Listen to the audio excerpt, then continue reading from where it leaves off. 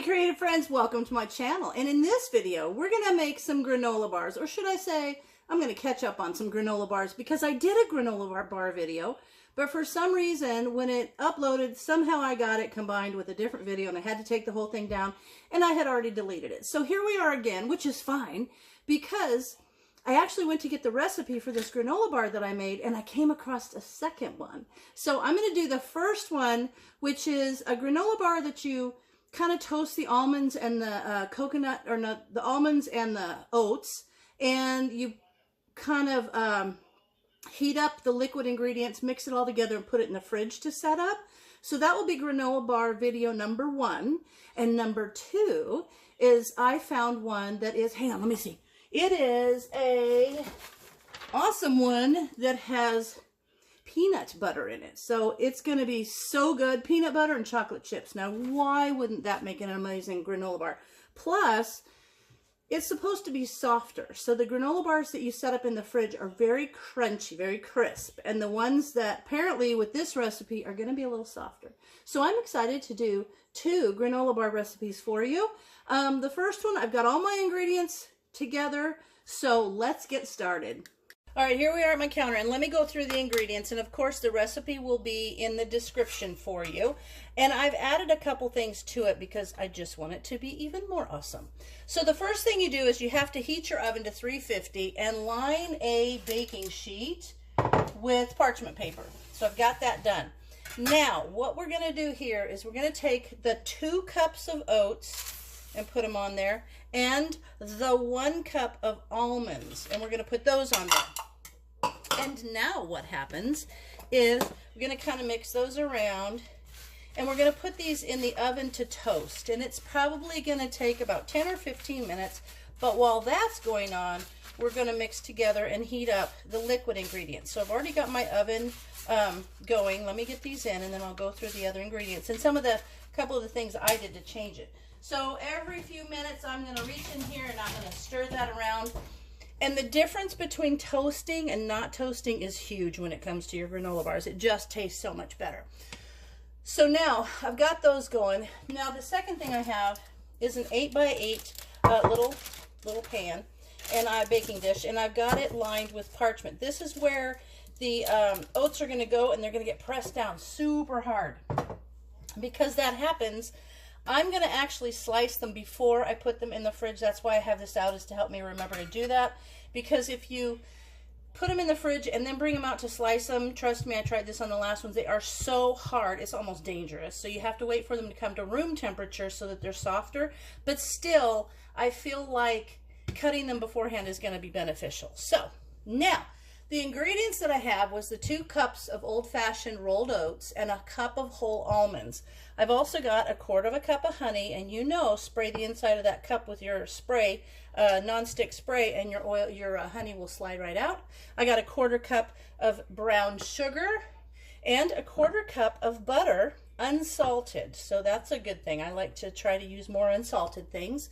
And then a teaspoon of vanilla extract, which is right there, and a 1/2 teaspoon of cinnamon, and a 1/4 teaspoon, this is where the salt is, 1/4 teaspoon of salt, and then 2 tablespoons of ground flaxseed. Now you have to really grind flaxseed for it to be beneficial because you don't digest it that well. So I use one of my little coffee grinders. I put it in here and I grind away, and that does a great job. So I'm going to put this in there. Now, the things that I'm adding, what are my additions? You wonder. Let me get that. I'm going to add about 2 teaspoons of chia seeds. And the reason I'm adding those is they've got a lot of really good things. Like one of them, calcium. I'm always looking for other ways to add calcium to my food. And I'm going to use some dried cranberries just because I think they'll go really good with the almonds. So, now I have the coconut, or the oats and the almonds in the oven preheating. Toasting. So now while those are in there, I've got my little pot here, and I am going to combine the honey, the brown sugar, and the butter in here. So there's my honey. I'll pour that out, and see, it's going to kind of just slide out pretty good. You don't really have to work that hard to get it out of there when you've got that non-stick stuff in there. Now we'll give this a little quick Scrape, and there you go. All that honey is out of there with no fight. That's good.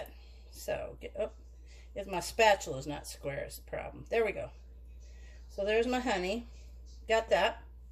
And I'm going to do the honey, the brown sugar, which is right here, and the butter. So we're going to put that in there. Now I'm going to heat that up and mix it until it's all melted and nice, and then I'll come back to you. I'll show you what this looks like on the stove, but let me get it over there.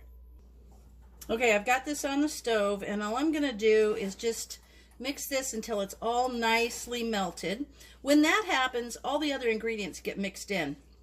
And then we even mix in the oats and the almonds. I should probably have used a bigger bowl, but it's all right. We'll make it work. So I'm going to just keep going until all of this is melted and beautifully liquid. Okay, this is all nicely incorporated and the sugar is melted and it's awesome. So I'm going to put in the vanilla and the salt and the cinnamon and the flaxseed. Now that would be the original recipe, but because I want more, I'm going to put in the chia seeds and the craisins, the dried raisins. Now I'm going to mix those around and let them get all nicely mixed in. And then in a couple of minutes, the oats and the almonds will be done being toasted, and I'll mix them all together. So I'll bring you back as soon as that's ready. All right, I've got my oats and almonds out of the oven, nicely toasted. And then I've got my liquid mixture here. So now what you have to do, be real careful because this stuff is hot. I'm going to probably use the parchment paper to lift these almonds and these almonds and oats and pour them into the pan. So let me get them on the paper. Okay. I'm just going to pick these up like that.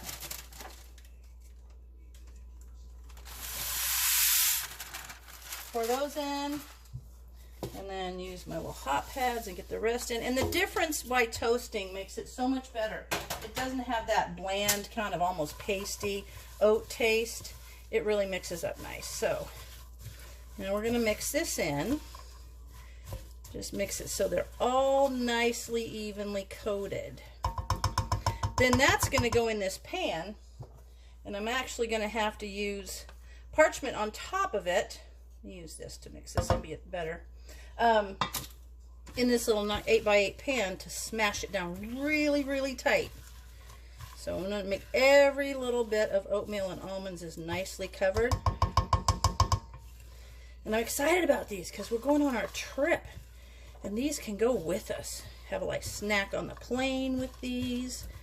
I'm not buying it out of a expensive place in the airport, and I know what's in them. And I even got to add a little bit of the chia seeds because I want that extra bonus, nutritional bonus that you can add to. Now you could put coconut in there. Actually, what if I put coconut with the next one? Maybe I'll try that. Okay, this looks like everything's really well blended. Okay, now there we go. Let me bring my little 8x8 dish over and try to do this so that you can see.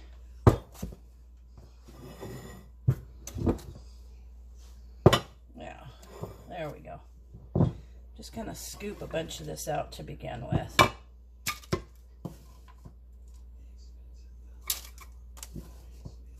Smells really good. I love it. You could add nutmeg if you wanted to. Cranberries and nutmeg at the holiday time would make great little granola bars. You could add different nuts. If you wanted it to be pecan, you could add pecan nuts. Ooh, you know it'd be really good? Pecan nuts with those candied orange peels that I made.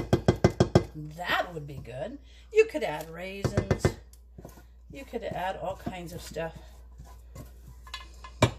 Let me get all the rest of this in here, and then I will start smashing it down. Okay. Let me get just this little bit. There we go. Okay. Now, If you do this too quick, you can burn your fingers. So make sure that this is cool enough to scrape it off with your finger because it will be hot. All right, now, let me get this out of my way. Whoop. Now, I'm going to kind of spread this over into the corners of the pan really nicely. And then, here we go. Ooh, I bet that's a spam call. That's all we ever get. Okay, now.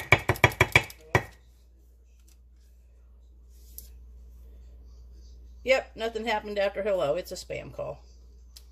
Huh.